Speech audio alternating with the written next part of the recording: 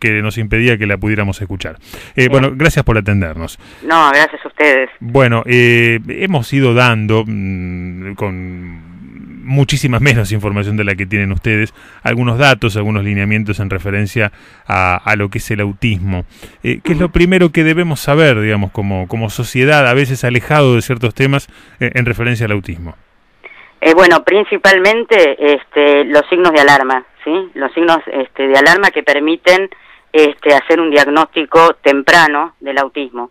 Esto es fundamental, porque los pediatras en general no saben diagnosticar tempranamente el autismo, ¿sí? Porque, bueno, no estudian, no les enseñan, mejor dicho, no está en las currículas de las facultades que tienen que ver con la salud y la educación, el autismo, no se estudia en la facultad. Entonces, esto es un grave problema. Entonces, la verdad que es importante que la gente sepa cuáles son los signos de alerta, qué es lo que tiene que observar en su hijo, en su sobrino, en su nieto, a los 18 meses principalmente, que es el más o menos la edad en donde se empieza a desencadenar toda la sintomatología, ¿sí?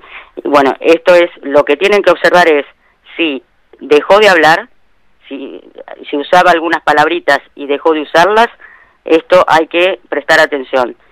Si no responde al llamado por su nombre, esto hay que prestar atención. O sea, uno lo llama y no se da vuelta, no responde, uno insiste y no responde, y nosotros sabemos que no es sordo, esto es importante, porque cuando hay música lo vemos que va hacia la música y baila, por ejemplo. Bueno, esto hay que tener en cuenta. Si no mantiene ya contacto ocular, perdió el contacto ocular, esto que es tan importante entre la comunicación humana, porque uno cuando habla con el otro se mira a los ojos, ¿sí? Si pierde contacto ocular, esto hay que tener en cuenta. Si deja de jugar con sus juguetes, ¿sí? Y empieza a agarrar los juguetes, pero más que jugar, los manipula. Esto es, apila los objetos o juega con partes de objetos. O sea que no es un juego funcional, es una manipulación. Por ejemplo, el autito, en vez de hacerlo rodar por alguna superficie, da vuelta el autito y hace girar una de sus ruedas. Esto es muy típico, y pasa largo rato con esto, no es que lo hace un segundo y después, no, largo rato haciendo esto, o tiene conductas repetitivas, que hace esta conducta, la única función es la conducta por la conducta en sí misma, y largo rato, por ejemplo, girar sobre sí mismo, aletear, ¿sí? Caminar en puntas de pie, hacer posiciones extrañas, esto hay que tener en cuenta, y como para consultar, y si no señala para pedir. ¿Es posible establecer por qué actúa de esa manera, Débora? El por qué actúa de esa manera es porque, bueno, ha tenido una alteración en el desarrollo cerebral. Digamos, se considera que el autismo es un problema del neurodesarrollo, es decir, neurológico, que afecta el normal desarrollo cerebral. Y se altera en 3 áreas de su desarrollo.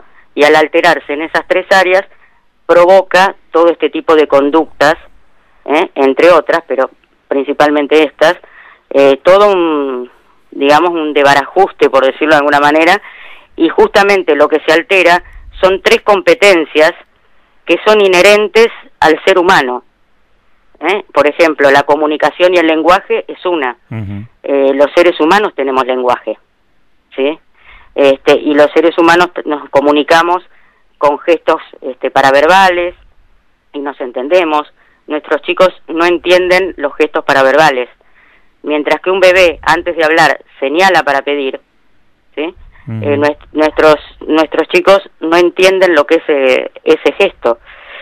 Yo a mi hija, por ejemplo, le señalo como se le señala a cualquier niño, mirá la paloma, señalándole, y mi hija se quedaba mirando la punta de mi dedo. Claro. ¿Cómo sabe un bebé que tiene que proyectar más allá del dedo y mirar hacia una proyección? No lo sabemos, está en la especie humana. Estos niños no comprenden esto, ¿sí? Luego, la otra competencia es la interacción social. Los seres humanos somos seres sociales. Sí, vivimos, claro. ¿No? Bueno, está alterado esta cuestión. Y no es que no quieren socializar como por ahí hay un mito en esto de que las personas con autismo se aíslan porque no quieren relacionarse con los otros. No saben cómo hacerlo. Y muchos de nuestros hijos sufren muchísimo, sobre todo los que tienen un coeficiente intelectual normal o superior, que pueden ser conscientes de esta dificultad. Sufren mucho porque quieren tener amigos, pero no pueden. ¿Sí? Por eso hay terapias de habilidades sociales, que se llaman como para ayudarlos a esto. Y la otra competencia que está alterada es la de la conducta y los intereses. ¿Sí? Las personas que tienen un autismo leve, ¿sí? Porque hay varios grados de autismo, de leve, moderado a severo. Los que tienen un autismo leve tienen un coeficiente intelectual normal o superior y tienen un interés un único interés o dos intereses. Son intereses restringidos y son genios en esa área, por ejemplo en las matemáticas, generalmente en las cuestiones técnicas, pero es el único foco de interés. Entonces cuando uno quiere hablar con ellos o mantener un diálogo o una comunicación, hablan solamente de eso. Claro. Y no admiten que se les hable de otra cosa, mientras que nosotros tenemos intereses variados. Si bien podemos tener un interés central, que es el que más nos gusta, pero también nos interesa ir al teatro, ir al gimnasio, ir a un club o ir a hacer un hobby. Es decir, y podemos hablar de temas variados también, no estamos siempre con el mismo tema. ¿Una persona que tiene autismo se vuelve sí o sí dependiente de otros o puede manejarse con autonomía aún con el autismo?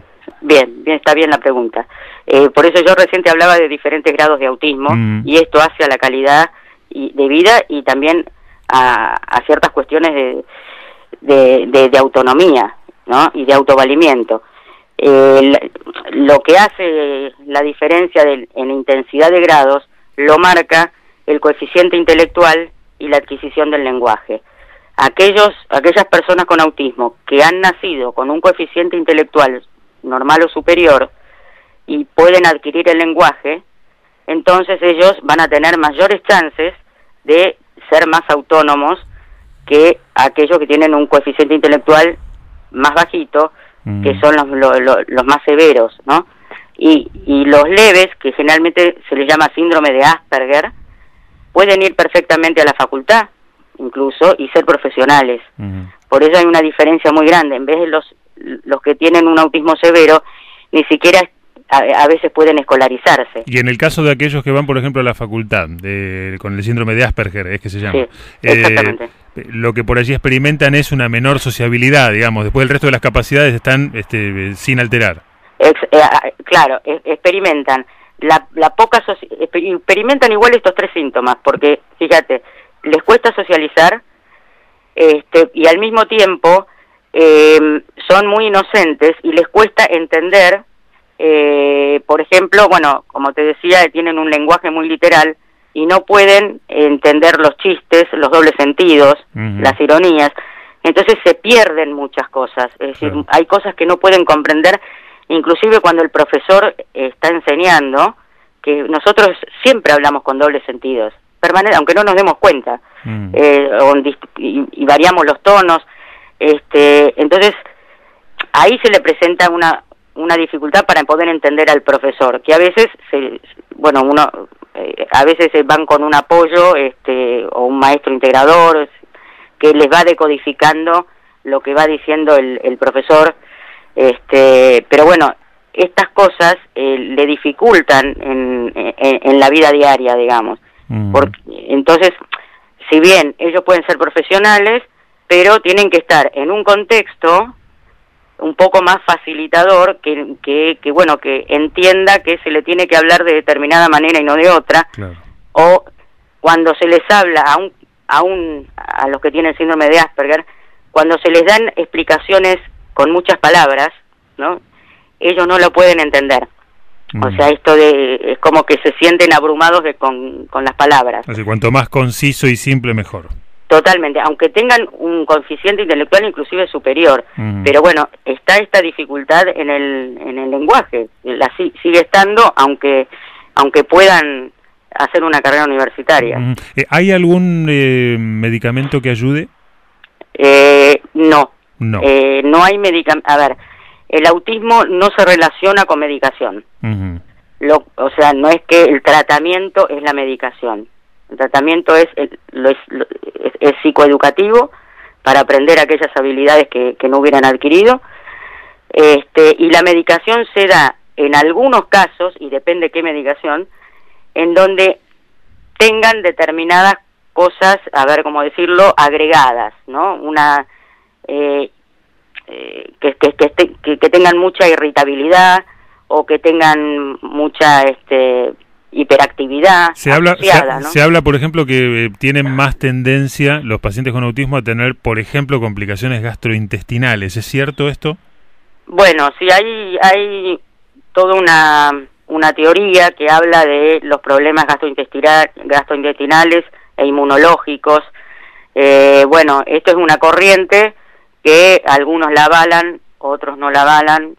Digamos, no tiene una validez científica, pero han habido casos en que haciendo determinadas dietas que se proponen, han mejorado muchísimo, digamos. Así que es como que estamos ahí, que sí, que no, que sí, pero no es para todos, pero algunos han mejorado.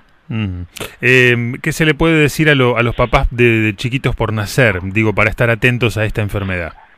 Esto mismo que yo decía de los síntomas de alarma, que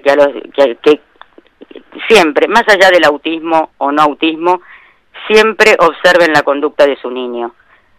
Bueno, tampoco es una cuestión de obsesionarse, no estoy diciendo eso, pero si algo, lo que quiero decir en realidad es esto: si hay algo que los hace dudar, no se queden con la duda y no esperen a ver si se resuelve. Si ya tienen una duda, consulten, porque si el esperar puede ser muy perjudicial, digamos. ¿Sí? ¿Cómo se contactan con TGD, con la ONG de ustedes? Nosotros tenemos una página web que es www.tgd, de Trastorno Generalizado del Desarrollo, tgd-del-medio padres.com.ar.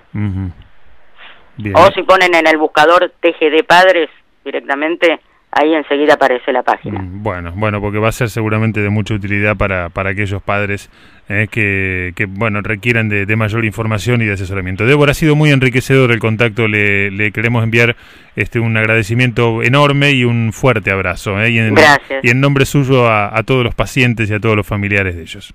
Gracias por concientizar. Un abrazo grande. Un abrazo. Hasta luego. Débora Feynman es miembro fundadora de TGD Padres. 2 de abril es el Día del Paciente con Autismo, y queríamos aprovechar esta oportunidad para hacerle justamente honor a este Día Mundial de concientizar sobre el autismo y conocer algunos detalles.